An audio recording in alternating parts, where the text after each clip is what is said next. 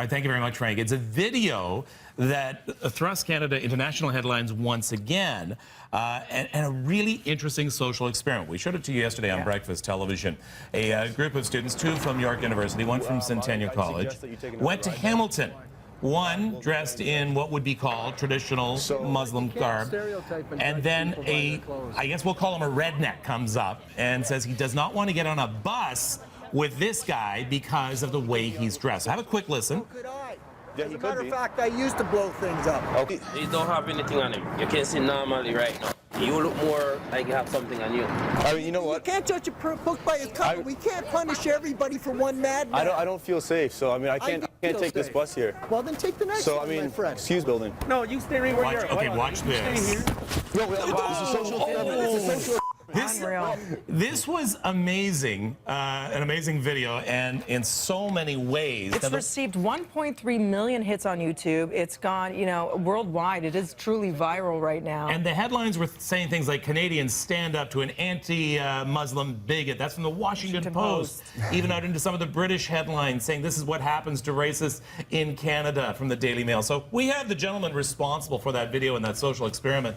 And boy, were you guys taking a chance at doing that. This is Omar Albash, Zach Ganem, and Devin Guillermo. Dev, how is your nose, first of all? Oh, it's great, you know. I mean, it was quite the hit, but I recovered pretty quick, and, you know, it's doing well. You didn't expect that to happen. Right after, when you explained it, did the guy say anything right after? You know what? I never actually saw that guy right after. I kind of backed up and then crossed the street, and the cops were pretty much waiting for me.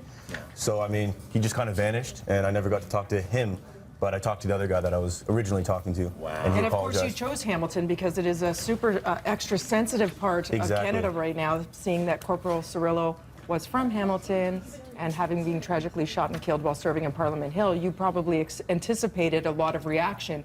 Did you think it would sway more one way than the other? Were you yourself extremely surprised at what you saw time and time again?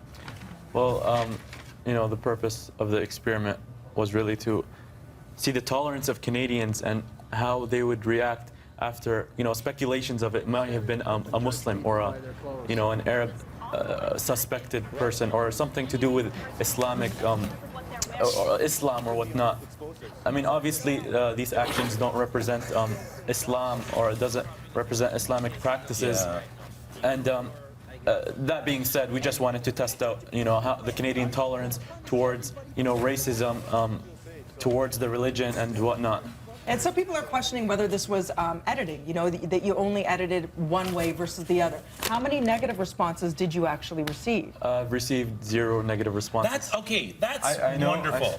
I know it sounds like, you know, like everyone, that's the top asked question, like when I'm going to interviews, you know, how many did you edit out and were there anything? Honestly, there wasn't. And it was surprising, you know, like I would think, I knew Canadians would be tolerant, you know, more tolerant since they're becoming more educated on the topic and whatnot. Not only tolerant, but defensive. Yes. And say, listen, this will not stand here. I mean, did that impress you at all? Definitely. I was actually expecting it.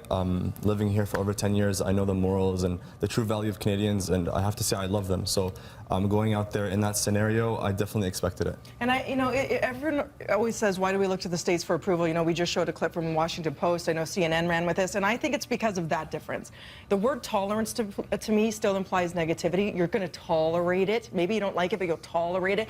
And that's why they refer to the States as a melting pot where everybody has to sort of homogenize, versus here we celebrate and embrace cultural diversity. We are a true cultural mosaic. We love and not just accept but thrive on having these different cultures and religions work together, and I think that's why we are such a strong nation, and thank you for showing that to the world, because this is when we need it. Yeah, I mean, it really impressed me when one of the, you know, people were asked in the social experiment, he said, you know what? Leave him, he's with me. I mean, it shows a sense of belonging to the so-called Muslim person in the video. Very, very quickly, what has been the reaction from the Muslim community? Have you had that directly? Well, a lot of them were thankful, you know, for clearing misconceptions on interviews. For example, about, you know, extremists representing Islam and stuff like that. You know, obviously, those that one person, you know, that's radicalized does not obviously represent Islam.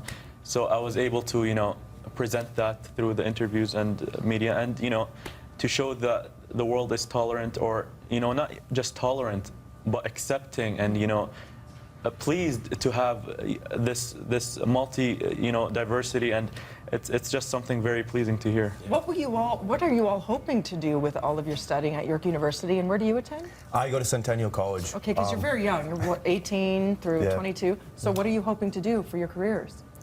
Well, I mean, I know for me, I'm in film school right now, so I mean, I do like YouTube videos on the side. I do more like comedy-based stuff, but this was really, Wow. this was really an interesting one for me. You know, the way I met him was actually really interesting. Yeah, I this was is a good doing story. I was doing a video on something else in Toronto. I was asking people, what would you do with $1 million? Yeah.